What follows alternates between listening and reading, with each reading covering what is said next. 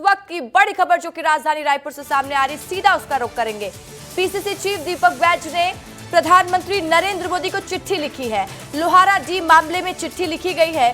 प्रधानमंत्री नरेंद्र मोदी को पत्र लिखकर जांच की मांग की है दीपक बैज ने। हाईकोर्ट के जज से जांच कराने की मांग की है पीसीसी चीफ दीपक बैज ने। छत्तीसगढ़ आकर पीएम खुद को साहू समाज का बताते हैं। साहू समाज के बेटों की मौत पर उन्हें खड़ा होना चाहिए, यह आरोप भी लगाया पीसीसी चीफ दीपक बैज ने। राज्य सरकार को प्रधानमंत्री निर्देशित करें, न्याय दिलाएं। तो प्रधानमंत्री नरेंद्र मोदी को दीपक बैज ने चिट्ठी लिखी है और उन्होंने कहा कि प्रधानमंत्री राज्य सरकार को निर्देशित करें और साहू समाज के लोगों को न्याय दिलाएं। समाज के बेटों की मौत पर उन्हें चुप नहीं रहना चाहिए, उन्हें उनके साथ खड़े होना चाहिए। मैंने एक प्रदेश अध्यक्ष के रूप में माननीय प्रधानमंत्री जी नरेंद्र मोदी जी को एक पत्र लिखा है। आदरणीय साथियों, मैं इसलिए प्रधानमंत्री जी को पत्र लिख रहा हूं क्योंकि जब जब भी छत्तीसगढ़ में चुनाव होता है, प्रधानमंत्री जी आते, सभी समाजों सभी लोग बीच में जाते हैं और साहू समाज के बीच में जब भी जाते हैं तो वो कहते हैं कि मैं आपका ही साहू समाज का भी बेटा हूं।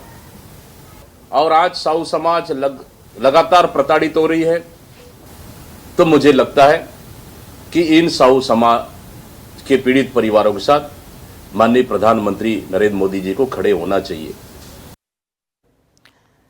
और इस खबर पर ज्यादा जानकारी के साथ मेरे सहयोगी रोहित मिश्रा लाइव जुड़ चुके हैं। रोहित, हम लगातार देख रहे हैं कि दीपक बैज एक्टिव मोड में भी नजर आ रहे हैं, हर मुद्दे में मुखर होकर बोल रहे हैं।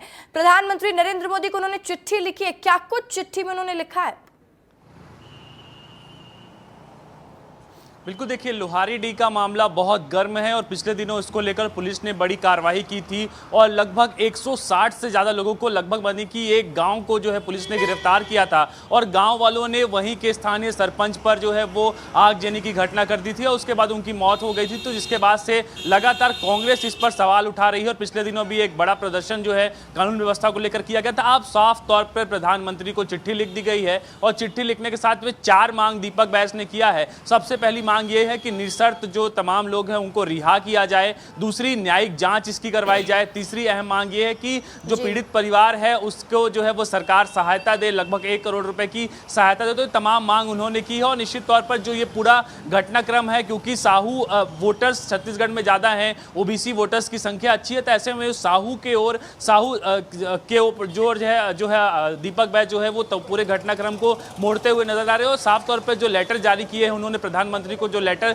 लिखा है उसमें भी यही बात उन्होंने कही है कि सबसे बड़े साहू बहुल प्रदेश में साहुओं के साथ में ज्यादती हो रही है, उनके साथ में जो है अन्याय नहीं हो रहा है और ज्यादातर जो महिलाएं हैं जो साहू परिवार से आती हैं, चाहे युवा हैं जो साहू परिवार से आते हैं, उनको गिरफ्तार किया जा रहा है। तो निश्चित तौर पर बड़ा मामला था। अब दीपक बैज ने एक प्रधानमंत्री को पत्र लिखा है।